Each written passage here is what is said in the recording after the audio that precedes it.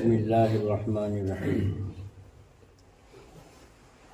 5 قسم کی دعائیں رد نہیں ہوتی۔ 5 قسم کی دعائیں ایسی ہیں جو رد نہیں کی جاتی۔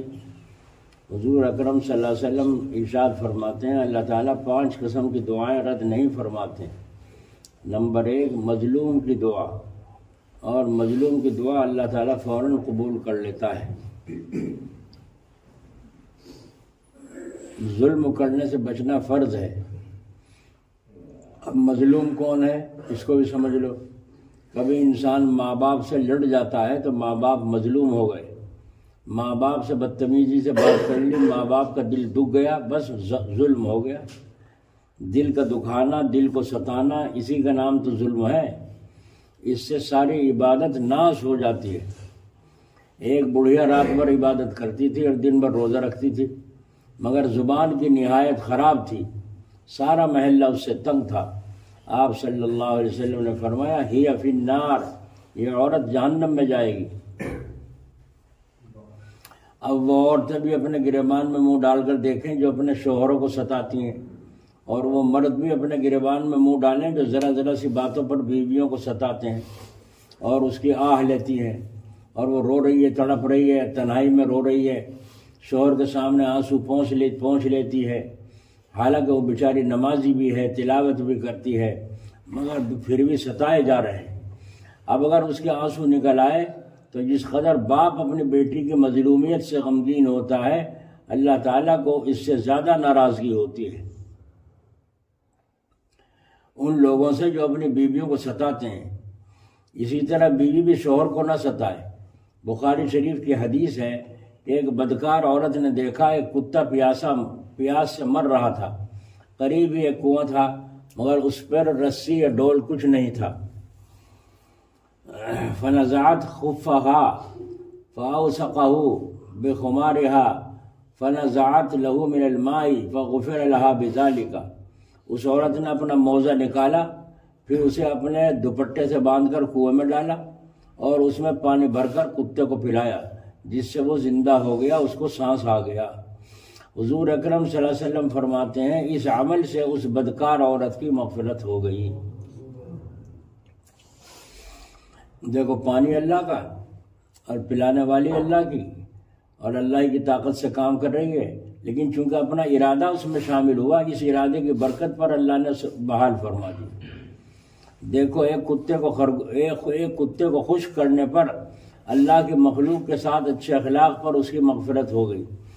آج ہمارا اپنے مسلمان بھائیوں سے کیا معاملہ ہے؟ کتے کو پانی پلانے سے تو وہ بدکار عورت جنتی ہو گئی، اور ہم اپنی بیویوں کو ستا رہے ہیں، بیویاں شوہروں کو ستا رہی ہیں، مسلمان بھائی دوسرے مسلمان سے لڑ رہا ہے۔ کیا حال ہے ہمارا؟ اس کا خاص خیال رکھنا چاہیے کہ کسی پر بھی ظلم نہ کرو۔ میں اپنے دوستوں سے بار بار کہتا ہوں کہ نہ شوہر عورت پر ظلم کرے، نہ عورت اپنے شوہر پر ظلم کرے، حتیٰ کہ چیونٹیوں پر بھی ظلم نہ کرو۔ دیکھ کر چلو کہ کوئی چیونٹی میرے پیر کے نیچے تو نہیں آ رہی ہے، جان بوجھ کر کسی چیونٹیوں پر پاؤں نہ رکھو۔ شیخ سعدی شیرازی رحمۃ اللہ علیہ فرماتے ہیں جب انسان کسی چیونٹی پر پیر رکھتا ہے تو اس کا وہی حال ہوتا ہے جو ہاتھی کا پیر رکھنے سے انسان کا ہوتا ہے۔ تو میں عرض کر رہا تھا کہ حضور صلی اللہ علیہ وسلم فرماتے ہیں اللہ تعالیٰ 5 قسم کی دعائیں رد نہیں فرماتے۔ ایک مظلوم کی دعا رد نہیں فرماتے، دوسرے حاجی کی دعا رد نہیں ہوتی جب تک کہ وہ گھر واپس نہیں آ جاتا، اس وقت تک۔ اسی لیے گھر میں داخل ہونے سے پہلے حاجی سے دعا کرا لو۔ یہاں یہ بات بتانا ضروری ہے کہ بعض لوگوں پر حج فرض ہوتا ہے لیکن وہ اسے ادا کرنے میں لاپرواہی کرتے ہیں، بعض مال کی محبت سے، بعض دوسری وجوہات سے۔ تو خوب سمجھ لیجئے جس پر حج فرض ہے وہ بغیر کسی عذر اور مجبوری کے حج میں تاخیر کرتا ہے۔ تو حضور اکرم صلی اللہ علیہ وسلم بددعا فرماتے ہیں کہ یہ چاہے یہودی ہو کے مرے یا نصرانی ہو کے مرے۔ کتنی سخت وعید ہے۔ لہذا جس پر حج فرض ہو چکا ہے اسے جلدی کرنی چاہیے۔ تیسرے نمبر پر مجاہد کی دعا رد نہیں ہوتی جب تک وہ جہاد سے واپس نہیں آ جاتا، اس کی دعا قبول ہوتی ہے۔ اور چوتھے نمبر پر مریض بیمار کی دعا رد نہیں ہوتی۔ ڈاکٹروں کو مریضوں کی دعا لینے کا زیادہ موقع ہوتا ہے، لہذا جب وہ مریض دیکھنے جائیں تو مریض سے اپنے لیے دعا کرائیں اور اس سے کہیں کہ اللہ تعالیٰ تم کو شفا دے، اور 7 مرتبہ یہ دعا پڑھیں، اسأل اللہ العظیم رب العرش العظیم ان یشفیک، اسأل اللہ العظیم رب العرش العظیم ان یشفیک، 7 مرتبہ یہ دعا پڑھ دیں۔ اس کا مطلب یہ ہے کہ میں سوال کرتا ہوں اللہ عظیم سے، عرش عظیم کے رب سے، کہ وہ تم کو شفا عطا فرماوے۔ حدیث میں آتا ہے کہ مریض کے پاس اس کو پڑھ لیا جائے تو اگر اس کی زندگی مقدر ہے تو اللہ تعالیٰ اس کو بہت جلد شفا دیتے ہیں۔ ہردوئی میں حضرت مولانا ابرار الحق صاحب ہردوئی رحمۃ اللہ علیہ کے پاس جب ہم گئے تو عصر کے بعد ایک شخص آیا، آگے کھڑے کھڑے اس نے پوچھا حضرت کیسی طبیعت ہے؟ تو فرمایا الحمدللہ کمزوری زیادہ ہے، ویسے ٹھیک ہوں۔ تو اس شخص نے کھڑے کھڑے یہ دعا پڑھی، وہیں اسأل اللہ العظیم رب العرش العظیم ان یشفیک 3 دفعہ پڑھی اور پڑھ کے سلام کر کے رخصت ہو گیا۔ تو ہم نے کہا یہ دعا اس نے اس طرح پڑھی، تو دیکھو حدیث پر عمل کس طرح کر رہے تھے یہ بزرگان دین، اس کو چھوڑ رکھا ہے اسی بات پر کہ وہ روزہ نہ آئے اور آگے اس وقت جب لوگ بیٹھے ہوں حالات پوچھیں اور دعا پڑھیں تاکہ سننے والوں کو بھی سبق ملے کہ یہ دعا پڑھنے سے اللہ تبارک و تعالی شفا عطا فرماتے ہیں۔ اسأل اللہ العظیم رب العرش العظیم ان یشفیک۔ میرے بیٹے مولانا مظہر میاں کو بخار تھا، مولانا ابرار الحق صاحب رحمۃ اللہ علیہ ڈھاکے میں تھے اور اختر بھی وہیں تھا۔ حضرت سے میں نے عرض کیا حضرت میرے بیٹے کو بخار ہو رہا ہے، حضرت نے فرمایا ٹیلی فون ملا، ڈھاکے سے کراچی ٹیلی فون ملایا گیا اور حضرت نے ٹیلی فون پر یہ دعا 7 مرتبہ پڑھی، اسأل اللہ العظیم رب العرش العظیم ان یشفیک۔ جب میں واپس کراچی آیا تو مظہر میاں نے کہا دعا پڑھتے ہی بخار بھاگنے لگا، اللہ تعالیٰ نے آج بھی تاثیر دعاؤں میں رکھی ہے، مگر ہم باول بدھو ہو گئے، ہمیں عقل نہیں رہی بالکل بھی۔ ان کا اعتقاد دیکھو اور ان کا یقین دیکھو دعا پر کہ کس طرح سے فون ملا کر فون پر ہی 7 مرتبہ یہ دعا پڑھی، کیونکہ مریض کی ہمارے لیے دعا کرو، تم مریض سے بھی کہو کہ تم بھی ہمارے لیے دعا کرو، کیونکہ مریض کی دعا قبول ہوتی ہے جب تک کہ وہ شفا نہ پائے۔ مریض جب کسی کے لیے دعا کرتا ہے تو فرشتے آمین کہتے ہیں، لہذا مریض سے دعا کی درخواست کرنی چاہیے۔ اور نمبر 5، اللہ تعالیٰ بھائی کی دعا بھائی کے لیے رد نہیں فرماتے، جبکہ وہ اس کے لیے غائبانہ دعا کرے، پیچھے، سامنے نہیں پیچھے، بھائی کے لیے دعا کرے تو اللہ تعالیٰ رد نہیں فرماتے۔ اس لیے ہمارے بزرگوں کا دستور ہے کہ سب سے کہتے ہیں بھائی ہمارے لیے دعا کرنا، کیونکہ غائبانہ دعا جلد قبول ہوتی ہے۔ پرسوں ہم گئے تھے کھتولی نکاح پڑھانے کے لیے، تو وہاں سے ایک شخص تھا بیچارہ ملنے والا پرانا، وہ مل گیا، وہ اپنے گھر لے گیا چائے وغیرہ کے لیے۔ تو وہاں اس کو ہم نے دیکھا دکان، یہاں مکان بنا لیا اس نے، تو صلاح میں رہتا تھا وہ۔ ہاں تو میں نے کہا یہاں کیسے آئے؟ انہوں نے کہا بھائی نے بہت بدتمیزی کی، ایسی ذلیل کرنے پہ کمر باندھ لی تھی، میں وہاں سے سامان اٹھا کے چپکے نکل آیا وہاں سے اور آ کے یہاں رشتہ داری میں رہا، پھر یہاں پلاٹ لیا، اللہ تعالیٰ نے مکان بنوا دیا۔ میں نے وہ مکان دیکھا جو چھوٹی سی جھونپڑی تھی، کوٹھڑی تھی، اس میں بولے جا کے ہمیں ناشتہ کرایا کرتا تھا۔ اور میں نے کہا اللہ تعالیٰ نے دیکھو تمہارے اوپر کتنا فضل فرمایا، کتنا بڑا مکان عطا فرما دیا، پکا، کتنا اچھا پکا مکان عطا فرما دیا، اور وہ وہاں اس نے اس کوٹھڑی پہ بھی قبضہ کر لیا۔ بھائی تو وہ برباد ہوگا کہ نہ ہوگا؟ ہائے اللہ تعالیٰ صبر کر کے تو دیکھو، شریعت کی بات مان کے تو دیکھو، کون سی دعا جلدی قبول ہوتی ہے۔ اب دعا کی ان 5 قسموں میں کس دعا کی رفتار زیادہ تیز ہے؟ دعا کی 5 ٹرینوں کا جو تذکرہ ہوا، ان میں کون سی ٹرین منزل پر جلدی پہنچتی ہے؟ اس کا فیصلہ حضور صلی اللہ علیہ وسلم فرماتے ہیں، ان اسرع الدعاء اجابۃ دعوت غالب لغائب، بھائی کی دعا جو بھائی کے لیے غائبانہ کی جائے وہ سب سے زیادہ جلد قبول ہوتی ہے۔ جی اسی کی جو بتا رہا تھا، اس نے اپنے لڑکے کا رشتہ کیا تو اس بھائی سے جس نے اتنا ظلم ڈھایا اور مکان میں قبضہ، اسے بلانے گیا کہ بھائی بچے کا تیرے رشتہ آ رہا ہے، اس میں آ کے شریک ہو جاؤ. انہوں نے بالکل صاف انکار کر دیا، ترش روئی سے جو آیا نہیں. لیکن وہ گیا، اس کا اخلاق دیکھو اور اس کا معاملہ دیکھو، تو اللہ کسے ترائے گا؟ یعنی اس کا مسلمان بھائی اس کے پاس موجود نہیں ہے، پھر بھی اس کے لیے دعا کر رہا ہے، تو ایسی دعا فوراً قبول ہوتی ہے. یہی وجہ ہے جب کوئی اللہ والوں کے پاس کثرت سے آنا جانا رکھتا ہے اور اللہ والے اس کے لیے اپنی دعا کی رفتار اور زیادہ تیز کر دیتے ہیں، کیونکہ اسے بار بار دیکھنے سے اس کی یاد اور زیادہ آتی ہے. لہذا اللہ والوں سے بھی دعا کے لیے کہتا رہے اور دوسرے لوگوں سے بھی دعا کراتا رہے. بڑے بھی اپنے چھوٹوں سے دعا کے لیے کہتے ہوئے نہ شرمائیں. استاد شاگرد سے، شیخ مرید سے، باپ بیٹے سے دعا کرائے اور اپنے چھوٹوں سے دعا کرانا بھی سنت ہے. حضرت جلال آبادی رحمۃ اللہ علیہ، اللہ ان کی قبر پر رحمت. دل روتا ہے، کہاں چلے گئے وہ لوگ قبروں میں؟ اب تو سناٹا آیا، اندھیرا چھا رہا ہے. یہی جو 50 سال سے نماز پڑھنے والے لوگ ہیں، ان کے دل میں منافقت گھسی ہوئی، ظاہر کچھ ہے باطن کچھ ہے، آگے کچھ ہے پیچھے کچھ ہے.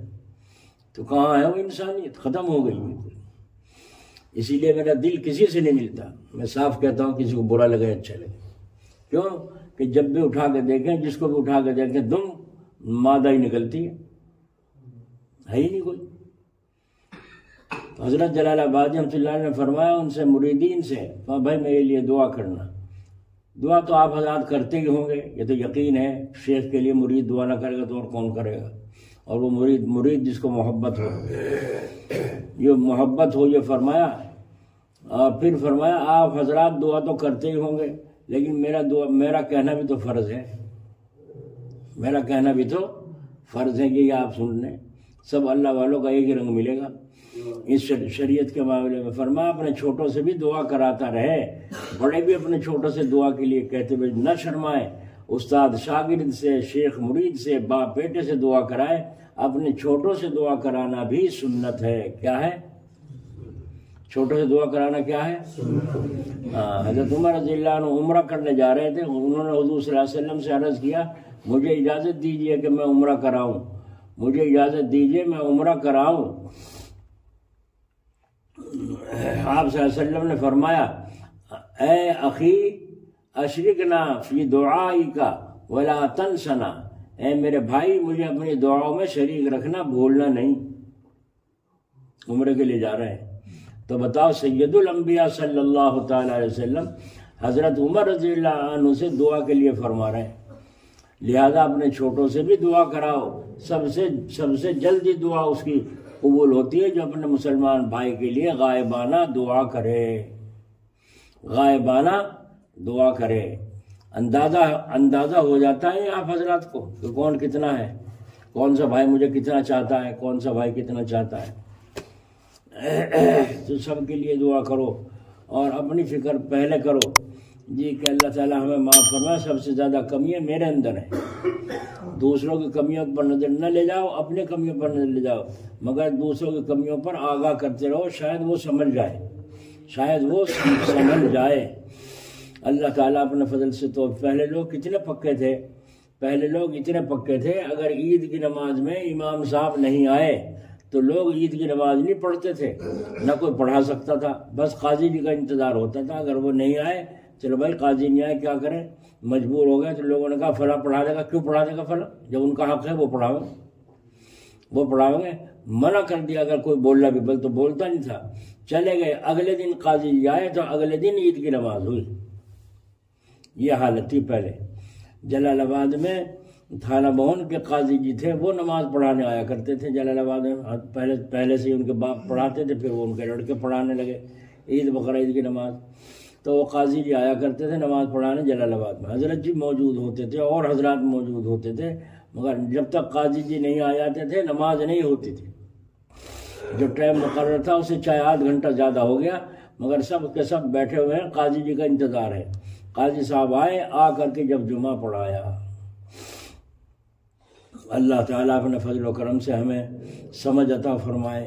ایک دفعہ قاضی جی کے خلاف بغاوت ہو گئی جلال آباد میں، اور یہ ہو گئی کہ اس سے نماز نہیں پڑھوانی، اب کہ اسے مصلی پہ جانے نہیں دینے. بس ادھر لوگ کچھ آدھے ادھر ہو گئے آدھے ادھر ہو گئے. تو حضرت کو پتہ چلا کہ یہ مشورہ ہو رہا ہے کہ جب یہ قاضی جا کے مسلح پہ کھڑے ہوں گے تو ان کا ہاتھ پکڑ کے پیچھے ہٹا دیں گے. یہ مشورہ ہوا. اب حضرت تو حضرت تھے. حضرت نے فرمایا اچھا کس کا فلاں آدمی ذمہ دار آدمی تھے وہ جو اس مشورے میں شریک تھے پیچھے ہٹانے میں. نہ ہٹانے میں غریب لوگ شریک تھے, ہٹانے میں امیر لوگ شریک تھے. امیروں کو سوچ جائے نا ایسی شرارتیں.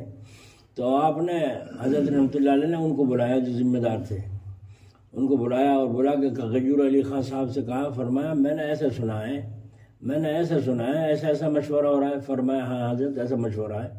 تو آپ نے فرمایا اچھا قاضی جی آ گئے ہیں اور وہ مسلح پہ جائیں گے, یہاں پھر وہ ہوگا جو مشورہ ہوا ہے, لہٰذا مجھے اتنی اجازت دے دیجیے میں ذرا عیدگاہ سے باہر نکل جاؤں, میں عیدگاہ سے باہر نکل جاؤں, میں عیدگاہ سے چلا جاؤں, پھر جو چاہے کرنا.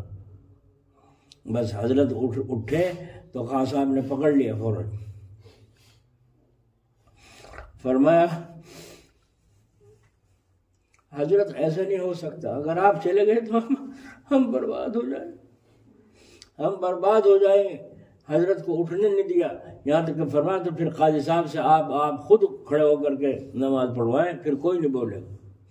تو غیور علی خان صاحب نے پھر قاضی صاحب کو آواز دی اور قاضی صاحب نے عید کی نماز پڑھائی. دیکھا آپ نے, یہ رنگ تھے پہلے حق پر جمنے کی اتنی کوشش ہوتی تھی.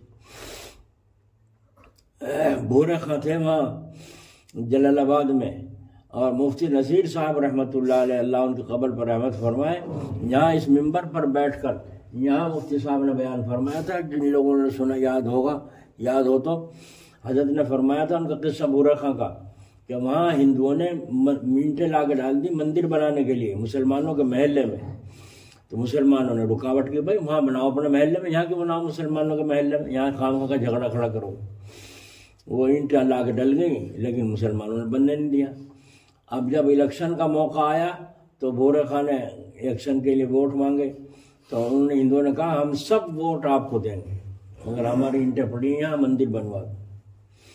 اب بناتے کیوں نہیں, مسلمان بننے نہیں دیتے ہیں. اچھا بھائی لاٹھی لے کے صبح کو وہیں جا کھڑے ہوئے, لاٹھی لے کے جو لمبی لاٹھی اور یہاں لگا کے جو کھڑے ہو گئے, کہا کام شروع کرو.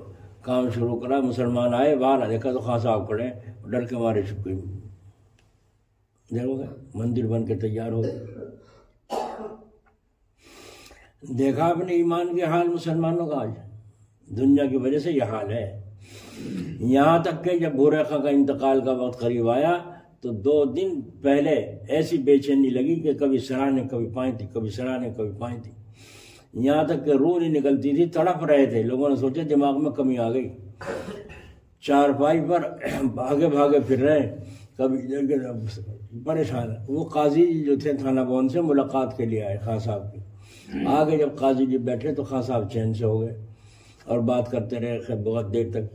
اس کے بعد قاضی جی نے کہا اچھا خان صاحب میں پھر اجازت چاہوں گا, جاؤں گا. پھر نہیں قاضی جی بیٹھے رہو. وہ اٹھے, وہ اٹھنے نہ دیں. انہوں نے کہا بھائی میں پھر آؤں گا, گھبراؤ نہیں, بہت دیر ہو چکی مجھے, گھبراؤ مت, میں پھر آؤں گا انشاءاللہ, جلدی آؤں گا. اجی نہیں بالکل نہیں آپ نہیں جا سکتے, یہیں رہیں گے. انہوں نے کہا بھائی آخر کیا معاملہ ہے, آپ اتنے کیوں پریشان ہو رہے ہیں. انہوں نے کہا پریشان نہیں, یہ مجھے پریشان کر رہے ہیں. اشارہ کر کے کہا یہ 2 کھڑے ہیں ہاتھوں میں ہتھوڑے لیے ہوئے اور یہ مجھے مارتے ہیں. میں کبھی ادھر بھاگتا ہوں کبھی ادھر بھاگتا ہوں, بھاگا جاتا نہیں.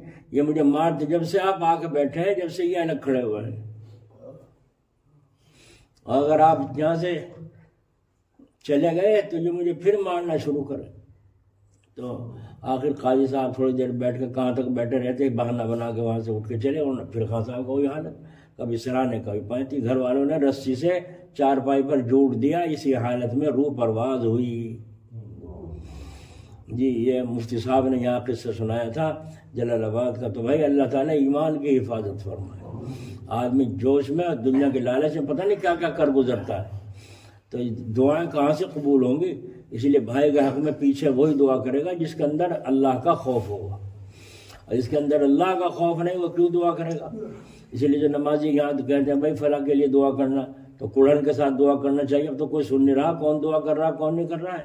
تو بہت جلدی انشاءاللہ تعالیٰ دعا قبول ہوگی. اللہ تعالیٰ اپنے فضل سے توفیق عطا فرما.